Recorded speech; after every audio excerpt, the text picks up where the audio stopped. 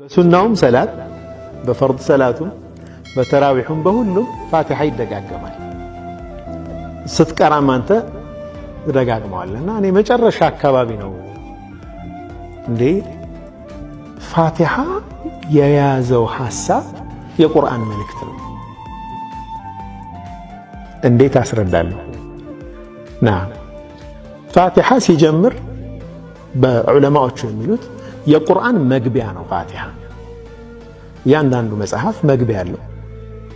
ፋቲሃ መግቢያ ነው። ምን ኮንቴንቶች ይዟል? አላህን ያስተዋውቃል። በመጀመሪያ አልሐምዱሊላህ ረቢል ዓለሚን ለዓለማት ጌታ ምስጋና ሁሉ የተገባ ነው። አልሐምዱ የሚለው ስም ነው፣ ቨርብ አይደለም፣ ግስ አይደለም። ግስ ከሆነ ያለፈ ጊዜ ያሁን የሚመጣ ነው። ስለዚህ ስላሁን የሚነግርህ ከሆነ ከዚህ በፊት አልተመሰገነም ማለት ነው።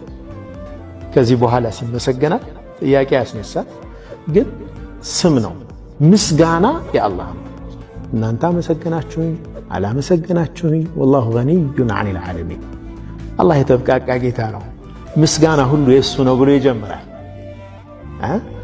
ረበል ዓለሚን ነው። ይህ ጌታ ደግሞ የዓለማት ሁሉ ፈጣሪ ነው። ስለዚህ ቁርአን ውስጥ ስለ አፈጣጠር የተነገሩ ቁርአን አያዎች ሁሉ እዚህ ውስጥ ነው የሚገቡት።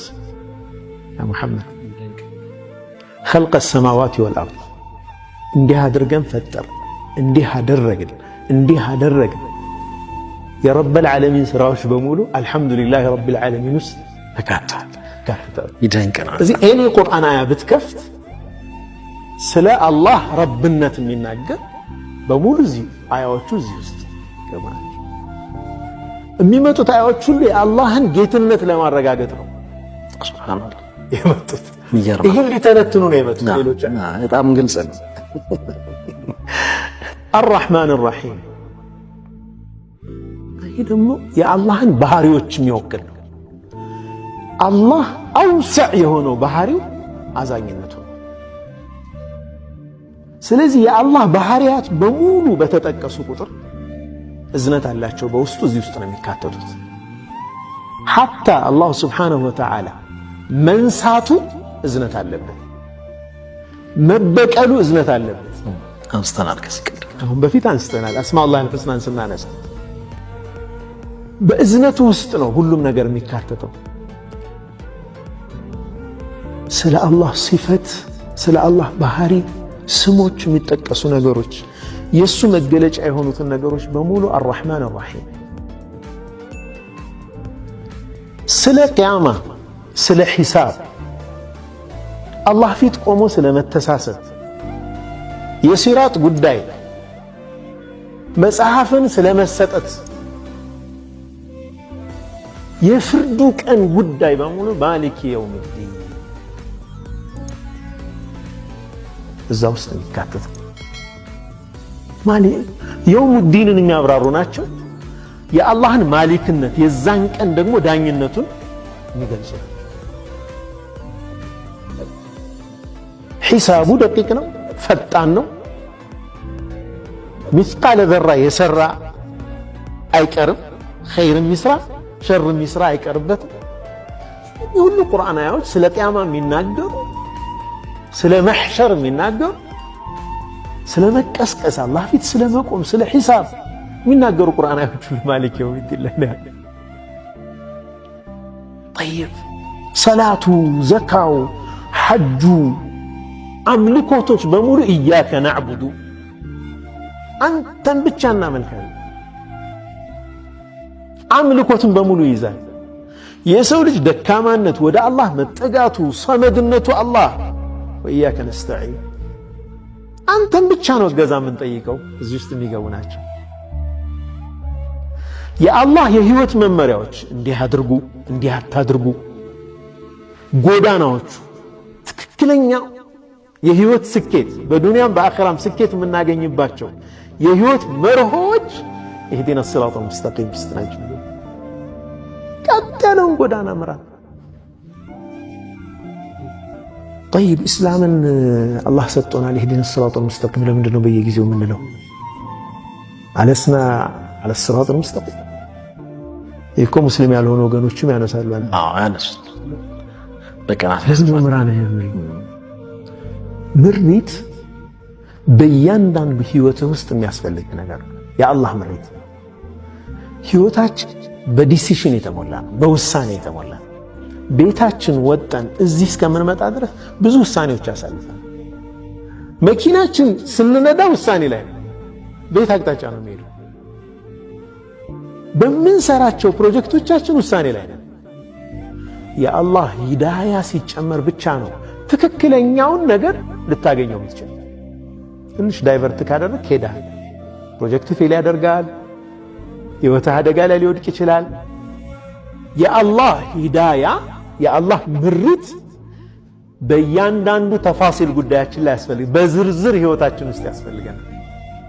ሲራጡል ሙስተቂምን መከተል የነብዩ ሰለላሁ ዐለይሂ ወሰለም መንገድ ነው ይዤ እየሄድኩ ያለሁት ወይስ ስሜቴን እየተከተልኩ ነው?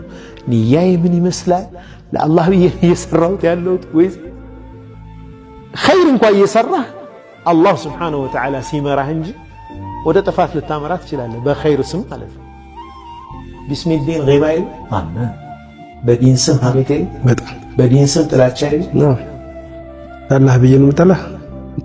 አይ ኢህዲና ሲራጠል ሙስተቂም አላህ ሱብሓነሁ ወተዓላ ቁርአን ላይ ያስቀመጠልን የህይወት መመሪያዎች ለዱንያ ስኬታችንም ለአኺራ ስኬታችንም የሚበጁን ጉዳዮች ሁሉ ኢህዲና ሲራጠል ሙስተቂም። ሲራጠል ሙስተቂም አላህ ሞዴል አስቀምጦበታል። የምንከተላቸው ሞዴሎችን አላህ አስቀምጧል። አንቢያዎችን አስቀምጧል። ሷሊሖችን አስቀምጧል። ስለዚህ የአንቢያዎችና የሷሊሖች ቀሰሶች ታሪኮች በሙሉ ቁርአን ላይ ያሉት ሲራጠል ለዚነ አንዐምተ ዐለይሂም ውስጥ ይገባሉ። በእነሱ ላይ ውለታህን የዋልክላቸውን ባሮችህን መንገድ ምራኝ።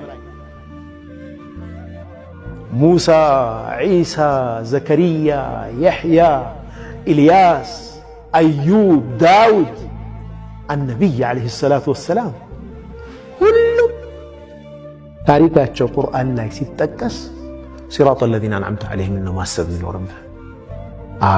አንዐምተ ዐለይሂም የእነዚህ ሰዎች ጎዳና ይህ ነው ይይዛልህ ማለት ነው። እነዚህ ቁርአናዎች በሙሉ ተጠቅልለው ሲራጠል ለዚነ አንዐምተ ዐለይሂም ውስጥ ነው። እነሱን ሲቀናቀኗቸው የነበሩ ከነሱ ጋር ትግል ላይ የነበሩ ቁርአን እኮ ሲራ ነው። ቁርአን ትግል ነው የሚያሳይህ እኮ ካደል ቁርአኑ አን የኩነ ቀሰሱ ሙሳ ተብሏል። የሙሳና የፊርዓውን ትግል በየቦታው ታየዋል። ዩሱፍ ዓለይሂ ሰላም ከወንድሞቻቸው ጋር የነበራቸውን ሁኔታ ታያለህ። ሁሉም ነቢያቶች ህዝባቸው ጋር ስለነበራቸው ፍልሚያ ነው፣ የሐቅና የባጢል ፍልሚያ ነው የምታየው። የአንቢያዎችን ረሕማ ታያለህ፣ የህዝቦቻቸውን አሮጋንስ ታያለህ፣ ትዕቢታቸውን ታያለህ፣ ሐቅን አልቀበልም ባያነታቸውን ታያለህ። ወይም ሐቅን ጭራሽ የማያውቁ ሆነው በድንቁርና ውስጥ ታያለህ። አልመግዱቢ ዐለይሂም ትዕቢተኞቹን ነው፣ ሐቅን አውቀው አልቀበልም ያሉትን ነው መግዱቢ ዐለይሂም ይላቸው አላህ። በእነሱ ላይ አላህ የተቆጣባቸው ማለት ዐላ ረእሲሂሙል የሁድ አይሁዶቹ በዋነኝነት ይጠቀሳሉ። ማንኛውም እያወቀ እውነትን ተረድቶ ፈከፈሩ ቢሃ ወስተይቀነትሃ አንፉሱሁም ዙልመን ወዑሉዋ እኮ ነው የሚለው አላህ። ካዱ፣ በእኔ አንቀጾች ካዱ፣ እውነት መሆኑን ልባቸው እያወቀ በግፍና በእብሪት አንቀበልም አሉ ይላል አላህ። እነዚህ አላህ የተቆጣባቸው ናቸው። ምንም አይነት እውቀት ሳይኖራቸው በጭፍን በመሃይምነት ደግሞ ሪጀክት የሚያደርጉ ضال የሚላቸው የጠሙ የተሳሳቱ የሚላቸው ደግሞ እነሱ ወዐላ ረእሲሂም አነሳር።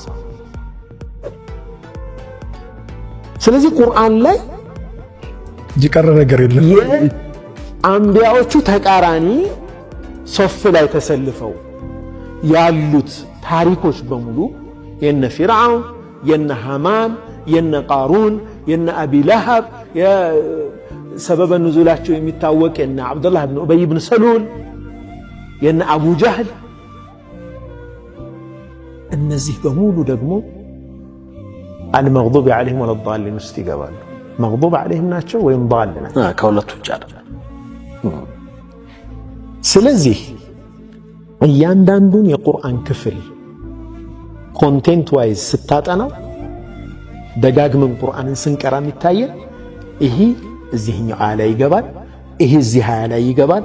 ይሄ ሱረቱል ፋቲሓ አስራር አልቁርአንን በሙሉ የያዘ እጅግ ድንቅ አያ ድንቅ ሱራ ነች። ሱረቱል ፋቲሓ አስራር አልቁርአንን በሙሉ የያዘች ድንቅ ሱራ ነች። የቁርአንን ምስጢራት የቁርአንን ምስጢሮች በሙሉ የቁርአንን መልእክት በሙሉ የያዘ። እኔ በጣም የሚገርመኝ ሰዎች መጽሐፍ ይጽፋሉ፣ ይሄ ቁርአን የአላህ ቃል መሆኑን ማረጋገጫ ማለት ነው፣ መግቢያ ብለው ይጽፋሉ። በምንም ተአምር የመጽሐፉን ዋና ክፍል መግቢያው ሊይዘው አይችልም፣ ማካተት አይችልም። ከዛስ መግቢያ ሲጽፉ ምን ይላሉ? ልንሳሳት እንችላለን፣ ሰዎች ነን፣ እርምት ካላችሁ ስጡን፣ አስተያየታችሁን እንጠብቃለን ብለው ይጽፋሉ።